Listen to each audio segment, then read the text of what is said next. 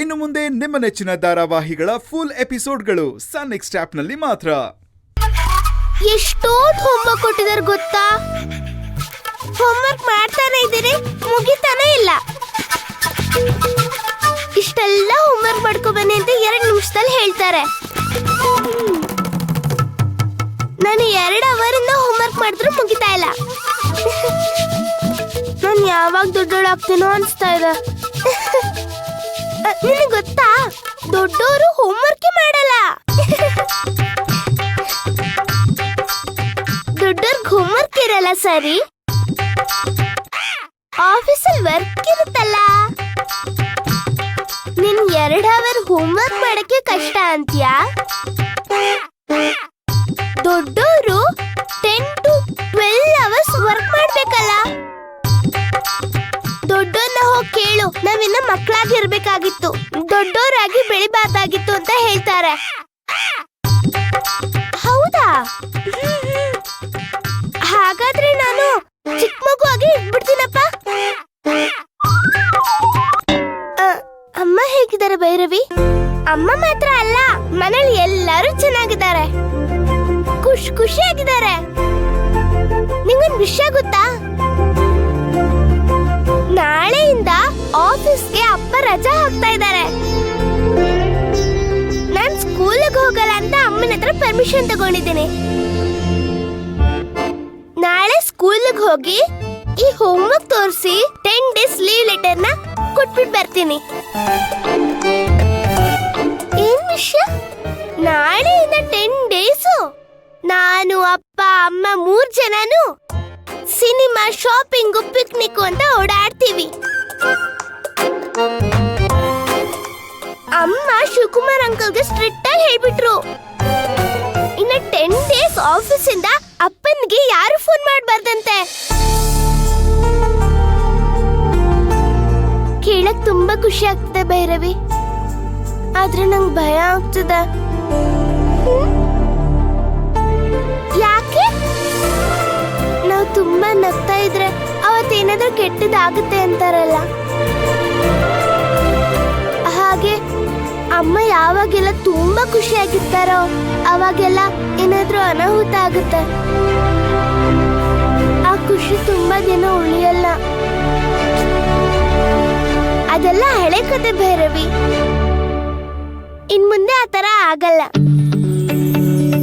ಯಾಕೆ ನೆಗೆಟಿವ್ ಆಗಿ ಯೋಚನೆ ಮಾಡ್ತೀಯಾ? ಪಾಸಿಟಿವ್ ಆಗಿ ಯೋಚನೆ ಮಾಡು. ನಾವ್ ಹೇಗೆ ಯೋಚನೆ ಮಾಡಿದ್ರು ಆಗೋದೇ ಅಲ್ವಾ ಆಗೋದು. ಹಾಗೆಲ್ಲ ನಾವು ನೆಗೆಟಿವ್ ಆಗಿ ಯೋಚನೆ ಮಾಡಿದ್ರೆ ಕೆಟ್ಟದೇ ನಡೆಯುತ್ತೆ. ಪಾಸಿಟಿವ್ ಆಗಿ ಯೋಚನೆ ಮಾಡಿದ್ರೆ ಒಳ್ಳೇದೇ ಆಗುತ್ತೆ. ನಿನ್ ಬೇಕಾದ್ರೆ ಅಬ್ಸರ್ವ್ ಮಾಡಿ ನೋಡು. ಹಾಗಾದ್ರೆ ನೋಡೋಣ, ನಾನು ಒಂದ್ಸಲಿ ಟ್ರೈ ಮಾಡಿ ನೋಡ್ತೀನಿ. Anyway, all the best. ನಂಗೆ ಟೈಮ್ ಆಯ್ತು, ನಾನು ಬರ್ತೀನಿ. ಶಾಂಭವಿ, ನೀನು ನಮ್ ಜೊತೆ ಬರ್ಬೋದಲ್ವಾ?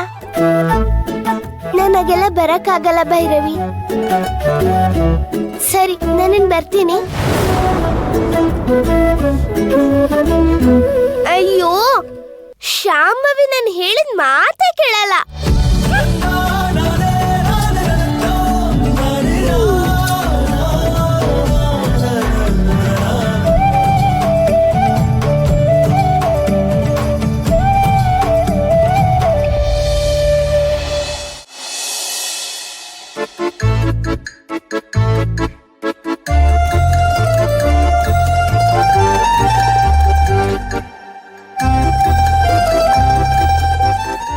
ಅಮ್ಮ, ಇವತ್ತು ಎಲ್ಲಿಗೆ ಹೋಗ್ತಾ ಇದೀವಿ? ಇವತ್ ನಾವು ಮೂವಿಗೆ ಹೋಗ್ತಾ ಇದೀವಿ. ಮೂವಿ ಟಿಕೆಟ್ಸ್ ಆಲ್ರೆಡಿ ಬುಕಿಂಗ್ ಆಗಿದೆ.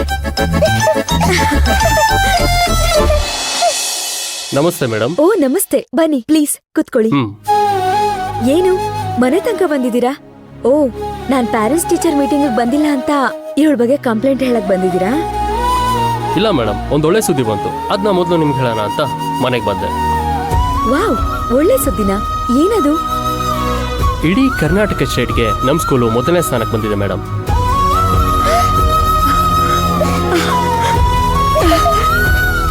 ವಾವ್, ಇದು ನಿಜವಾಗ್ಲೂ ಒಳ್ಳೆ ಸುದ್ದಿನೇ. ಶಾಲೆ ಶಿಕ್ಷಣದ ಗುಣಮಟ್ಟ, ಎಷ್ಟು ಮಕ್ಕಳಿಗೆ ಎಷ್ಟು ಟೀಚರ್ಸ್ ಇದ್ದಾರೆ, building play ground, transport, SSLC ರಿಸಲ್ಟ್ನಲ್ಲಿ ಎಷ್ಟು ಪರ್ಸೆಂಟೇಜ್ ಬಂದಿದೆ ಅಂತ ಕನ್ಸಿಡರ್ ಮಾಡಿಯೇ ಮೊದಲನೇ ಸ್ಥಾನ ಕೊಟ್ಟಿದ್ದಾರೆ madam. I am really very happy. ನಿಮಗೆ ಗೊತ್ತಲ್ವ ಮೇಡಮ್, ನಾವು ಮುಂಚೆಯಿಂದಾನು ಮೊದಲನೇ ಸ್ಥಾನದಲ್ಲೇ ಇದ್ವಿ. ಆಮೇಲೆ ಮತ್ತೆ 5ನೇ ಸ್ಥಾನಕ್ಕೆ ಬಂದ್ವಿ. ಅಶೋಕ್ ಸರ್ ಬಂದ್ಮೇಲೆ ಮತ್ತೆ ನಾವು ಮೊದಲನೇ ಸ್ಥಾನಕ್ಕೆ ಬಂದ್ವಿ. ನಾನು ಸ್ಕೂಲ್ ಸೇರಿದ ಮೇಲೇನೆ ನಮ್ ಸ್ಕೂಲ್ ಮೊದಲನೇ ಸ್ಥಾನಕ್ಕೆ ಬಂದಿರೋದು.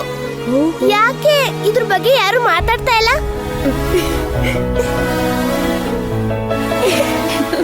ಜ್ಯೂಸ್ ತಗೊಳ್ಳಿ. ಹಾ ಬೇಡಮ್ಮ, ನಾನು ಜ್ಯೂಸ್ ಕುಡಿಯಲ್ಲ. ಅರೆ, ಈಗ ಹೇಳಿದ್ರೆ ಹೇಗೆ? ಎಷ್ಟು ಒಳ್ಳೆ ಸುದ್ದಿ ತಂದಿದ್ದೀರಾ, ತಗೊಳ್ಳಿ ಮೊದ್ಲು. Yes madam.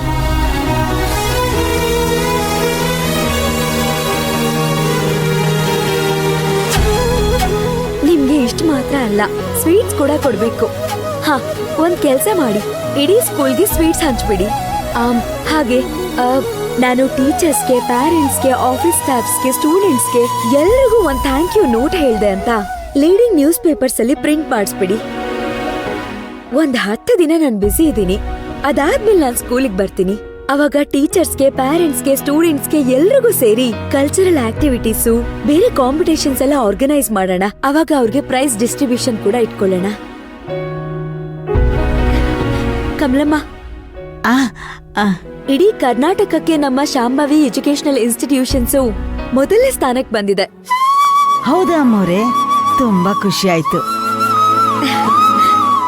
ನಾನ್ ಸ್ಕೂಲ್ಗೆ ಸೇರ್ಕೊಂಡ್ ಮೇಲೇನೆ ಇದೆಲ್ಲ ಆಗಿದ್ದು. ಓಹೋ, ಹೇಳ್ಬಿಟ್ಲು. ಹೌದು ಅಮ್ಮವ್ರೆ, ನಮ್ ಭೈರವಿ ಕಾಲ್ಗುಣ ನೋಡಿ ಸ್ಕೂಲು ಮೊದಲನೇ ಸ್ಥಾನ ಪಡ್ಕೊಂಡಿದೆ. ನೀವು ನಿಮ್ ಮೊಮ್ಮಗಳನ್ನ ಎಲ್ ಬಿಟ್ಕೊಡ್ತೀರಾ ಹೇಳಿ?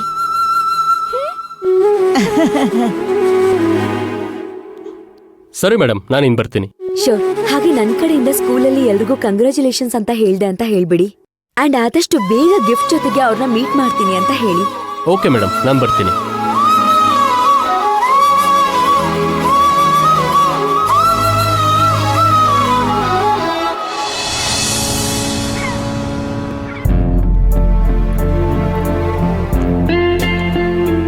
ರಾತ್ರಿ ಅಷ್ಟು ಲೇಟಾಗಿ ಬಂದೆಲ್ಲೋ? ಹೌದು, ಬೆಂಗಳೂರಿಂದ ಹೇಗೆ ಬಂದೆ? ಬೆಂಗಳೂರಿಂದ ಬಸ್ಸಲ್ಲಿ ಬಂದಮ್ಮ. ಬಸ್ ಸ್ಟ್ಯಾಂಡಿಗೆ ಬಂದಮೇಲೆ ಹುಡುಗರಿದ್ರು, ಅವ್ರು ನನ್ನ ಕರ್ಕೊಂಬಂದು ಬಿಟ್ರು ಮನೆಗೆ. ಹೌದು, ಅಶೋಕನ್ ವಿಷಯ ಏನಾಯ್ತು? ಅಶೋಕು ಅವ್ರ ಸ್ಕೂಲಲ್ಲಿ ವರ್ಕ್ ಮಾಡುವಾಗ ಯಾವುದೋ ಒಂದು ಹುಡುಗಿಗೆ ಕಿರುಕುಳ ಕೊಡಬೇಕು ಅಂತ ಹೋಗ್ಬಿಟ್ಟಿದ್ರಂತೆ. ಅವಳು ಮೆಟ್ಲು ಮೇಲಿಂದ ಬಿದ್ದು ಸತ್ತೋದ್ಲಂತೆ.